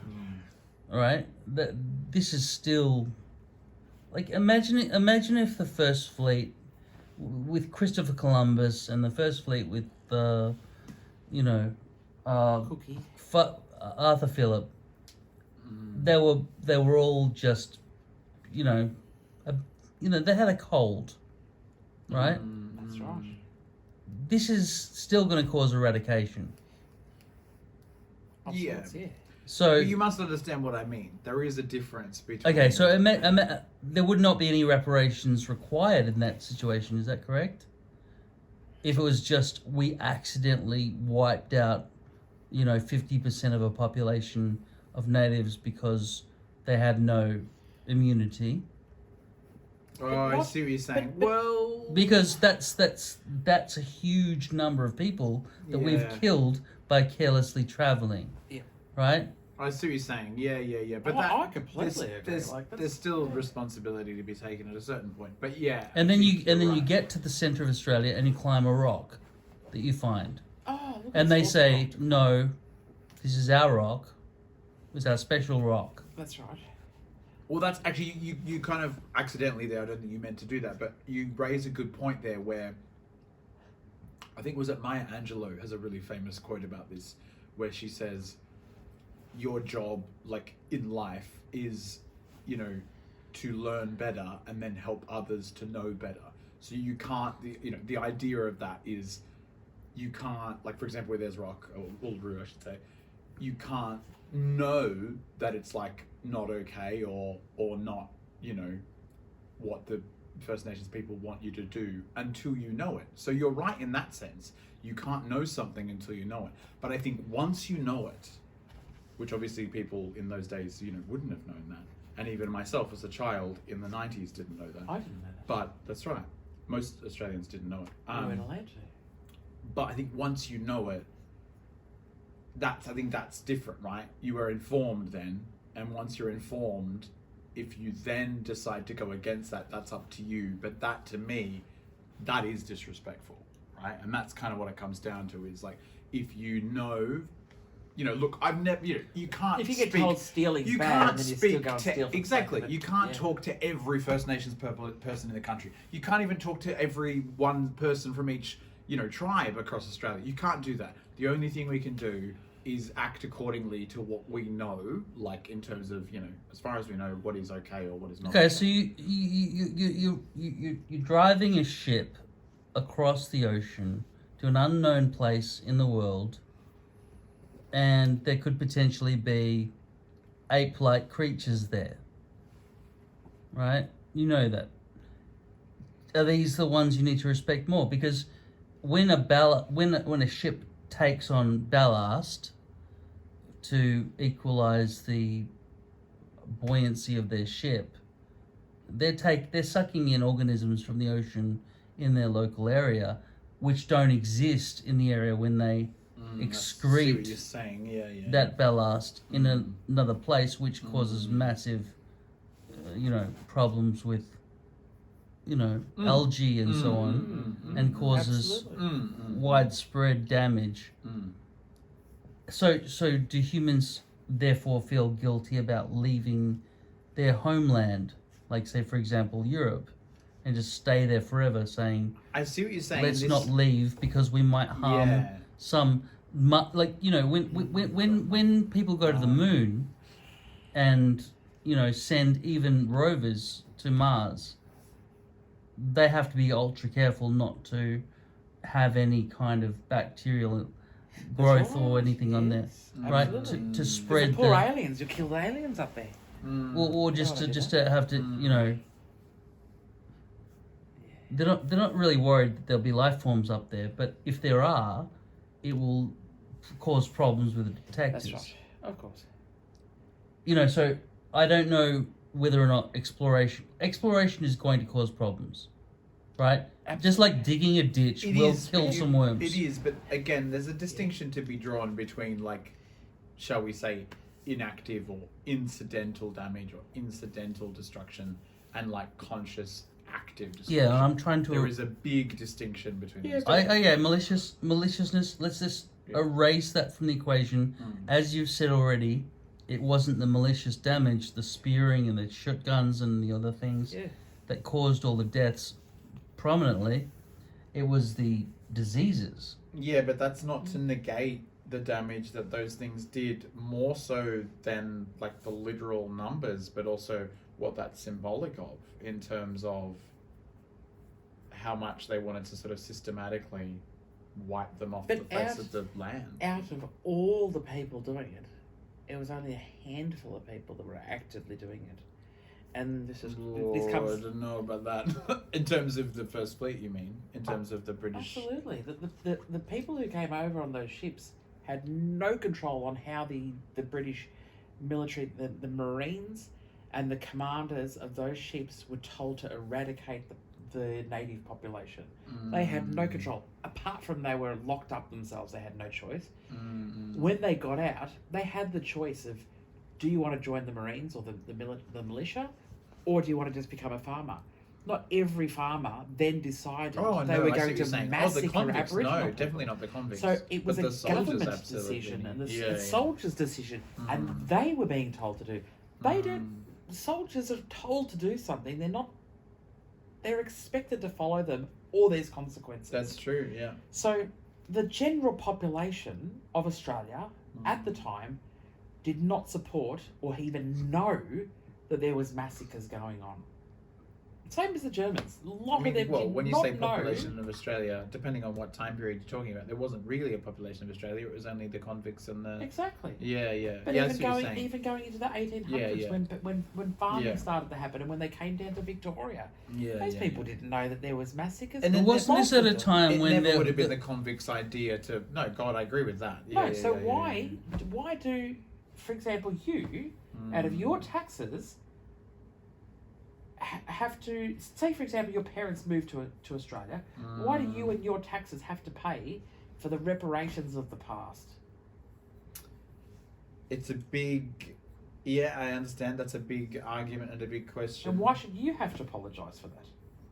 I don't think it's about me personally or any of us why personally. should- I've got to say, sorry, I'm why- happy to pay a bit. I think it's about. But why? Who's it going to go to? Any of the descendants of the people who suffered.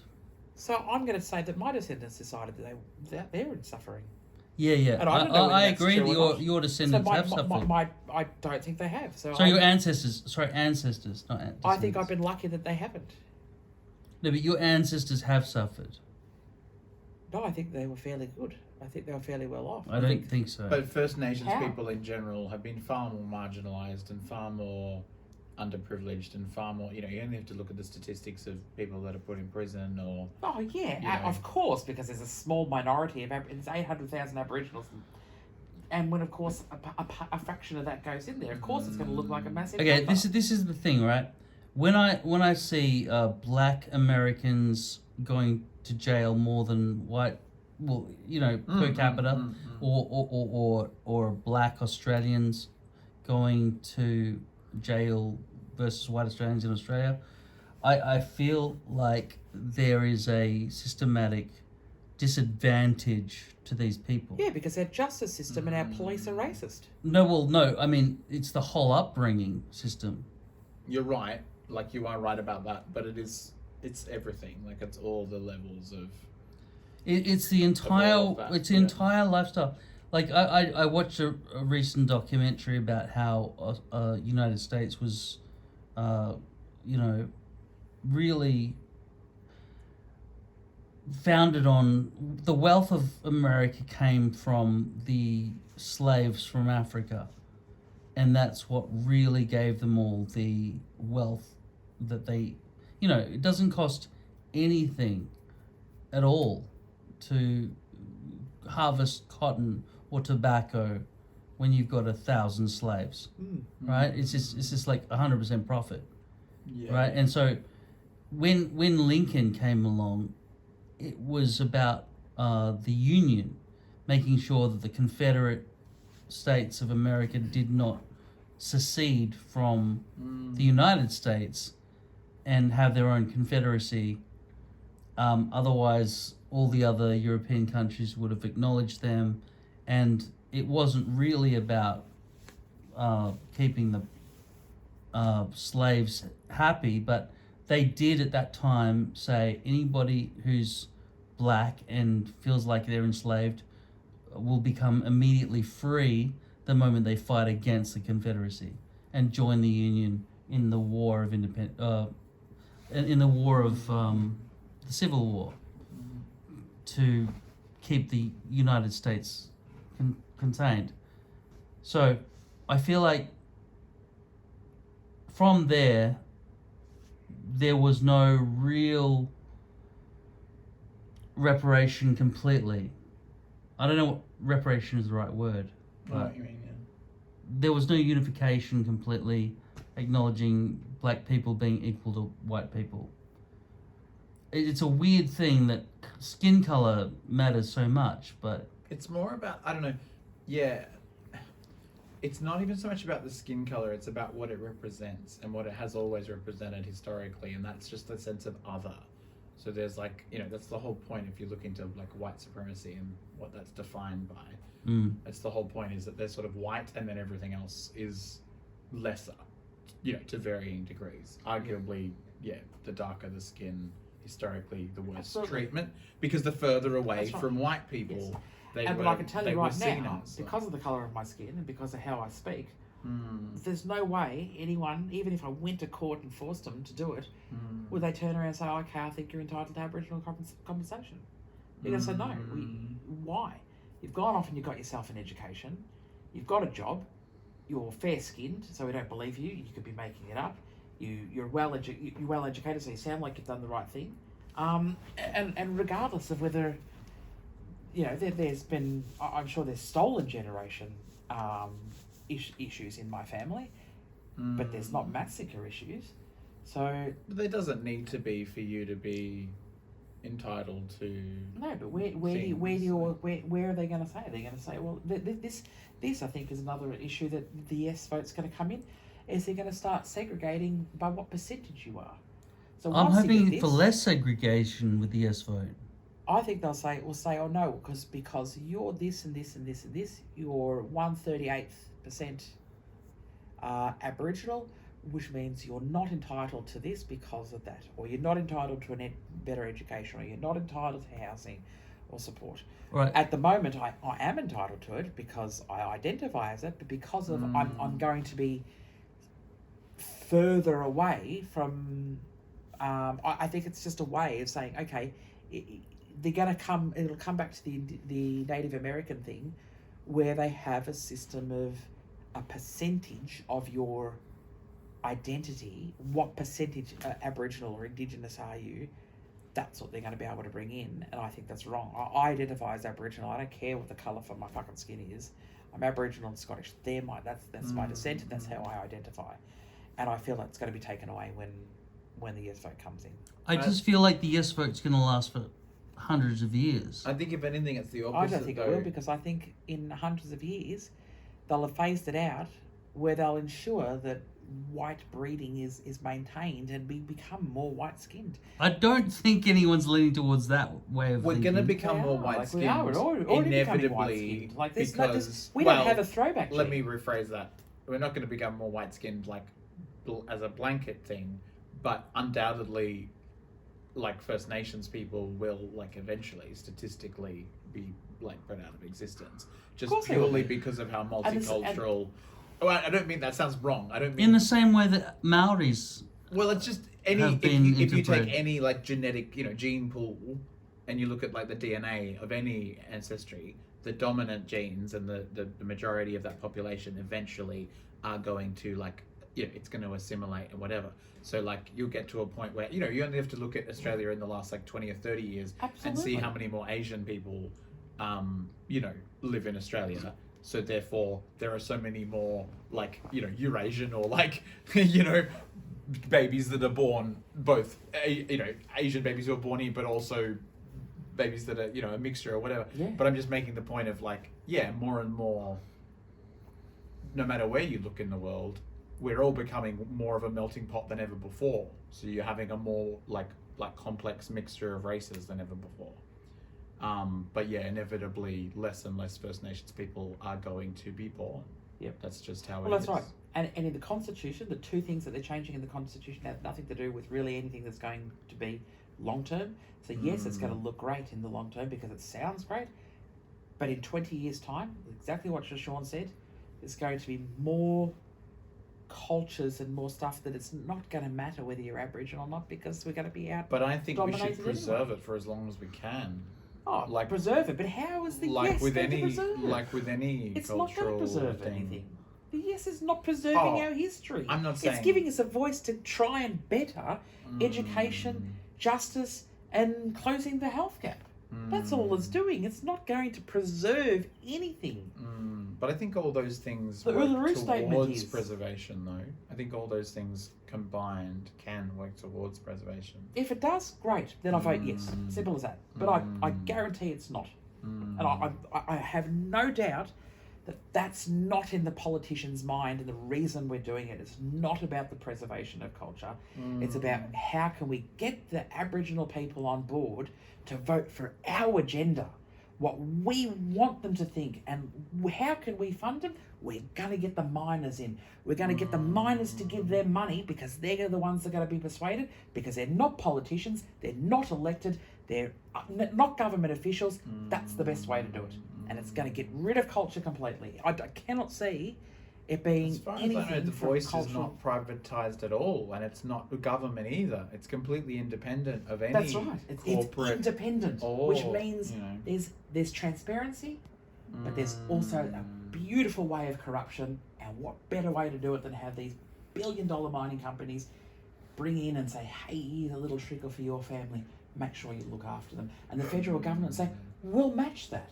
We're going to match that funding because we know that we're going to give you more culture and it's going to be good. How is that going to stop people from getting into jail, getting into trouble? How is that going to educate people? How is it going to stop the recidivism rate? How is it going to close the gap? How are we going to stop having diabetes? How are we going to get more people in the health system? It's got nothing to do with that. It's only got to do with how it's going to divide the nation into thinking, oh, it's going to make it better for everyone else for 100 years to come. But it's not. I don't think any way you slice it, I don't think it would ever divide the nation. If anything, the whole point is that... Look at how many people say, well, I don't want to do it, I don't want to. If anything, the whole point is to make it more inclusive, I think. I see what you But it's mean. dividing people now, right now. The fact that we're having the conversation about it's dividing the nation. I guess that's always the case with any 50-50 thing. Like Yeah, with so any don't do it. referendum. Fucking, as a politician, you're fucking paid to do the job. Make the decision for us, for fuck's sake. What would your dad say? My dad said no already. Like, I know all my cousins have said no. And I know so many elders in Werribee have said no. And that's what I'm trying to get. More politicians, the Mundines, Jacinta Price, all these politicians are all coming forward saying no because the government don't know what they're doing.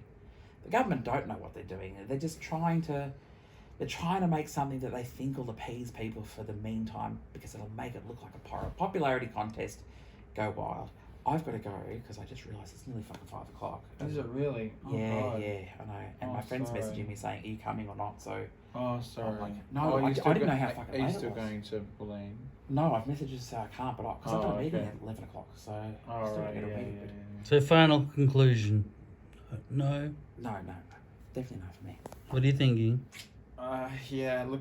And I'm not going to be upset if people say yes. I don't care. No, like it's like I said, this is democracy, just like my it's- opinion, and Yeah. and that's the whole idea. I like the conversation around it because I like getting people's ideas. I'm not one of those people that I'm a fanatic no voter and you've got to do it. Like, if I saw more information that I really thought was going to benefit, I would say yes. But I would say yes to tell people, oh yeah, oh look, I'm trying to be a good Aboriginal person, but I just don't think it is. I don't care what people vote. I think it's not important to me enough to warrant me having a huge opinion and having an offence, thinking people are being racist by voting no, or feeling that people are doing the right thing by voting yes. So I don't care. Like, that's just my opinion. Like, I agree with that. I think in the scheme of things, I actually don't think it will make that much difference. And I think Josh is right in the sense that it is probably largely superficial and largely symbolic. But I guess, yeah, I can't help but feel, just from the reading that I've done into it and speaking to the people I've spoken to about it, it's something, and I worry that no leads to nothing, whereas a yes leads to something.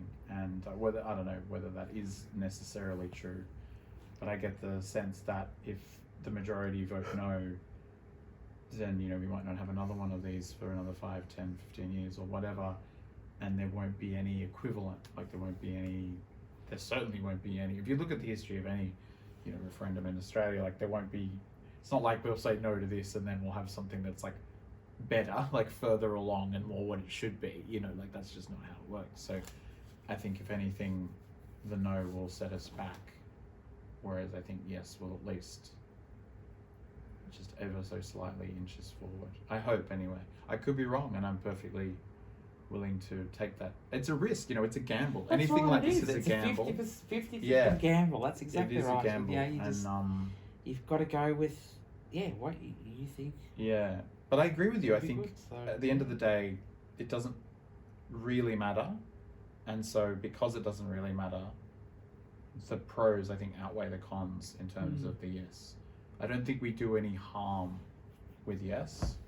I think we potentially either do harm or continue the status quo, which is not really working, by voting no. I think that's probably the most summary way I can think of it. Thank But you. yeah, time will tell. Bye.